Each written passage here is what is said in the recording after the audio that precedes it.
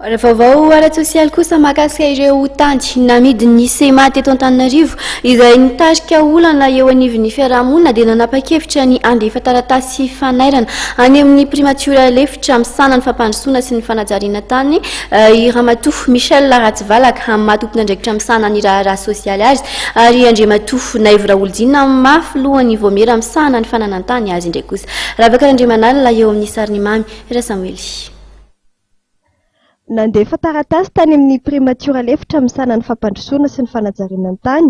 ny solombavambahoaka ny Madagasikara roa dia Ramatoa Michel Ratsivalaka tompon'andraikitra misanana raharaha sosialy eo anivona dia Mirapireneny sy Andriamatoa Naivra Olodina filohany Vomera misanany fananantany.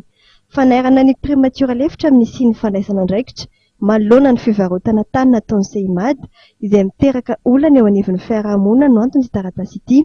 Io ny fantatra nandritra ny fambarina ireo voakavoakasika amin'ny raharaha fivarotana tany nataon'ny Seimad ka mametraka olana eo anivon'ny fiarahamonina amin'izao fotoan'izao. Natao izao fiaonan'izao taoriana ny fitarainana nataon'ireo mponina ireo tamin'ireo solombavambahoaka roa voatonony etsy ambony ireo. Tatitra aloha izay amin'ilay fiam-bahoaka hoe izao ilay olana ateraka ilay tany amidy Seimad hoe teraka olana eny amin'ny fiarahamonina ilay izy satria na tia marina fa ny Seimad ny tany raha amin'ny situation juridique fa 88% ny action 98% ny action dia ny fanjakana. Faharoa mangataka izay mba ampiatona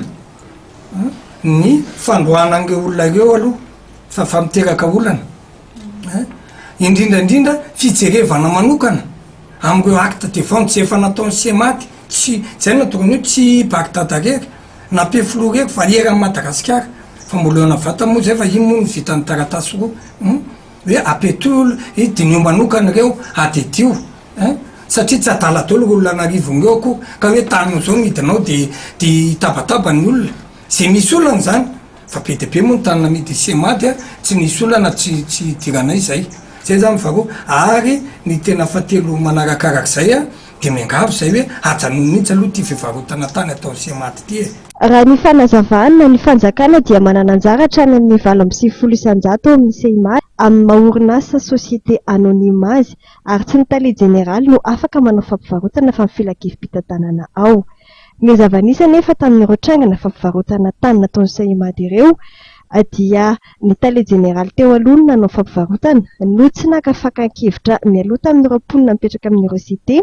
Ohatra amin'izany ny fivarotana ny espace vert ny amin'ny Apefilo cité ny parking 67 hectares. Voakasika amin'izay ihany koa ny tsenan'ny Bagdad 67 hectares izay nampiasaina ho tsena nanomboka ny taona 2021 sy ny tany 900 izay fanao ajarian'ny mponina maherin'ny 20 taona. Ankoatra ny primature lefitra misanany fampandrosoana ny fanajariana ny tany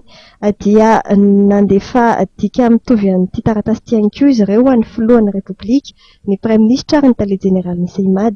Hitondra ny raharaha mandritra ny fivoriana ara-potoana amin'ny volana May ho avy izao ny solombavambahoaka roa izay ampiantso ny tale général ny Seimad hitondra fanazavana mahakasika ireo tany ny Seimad namidy ireo.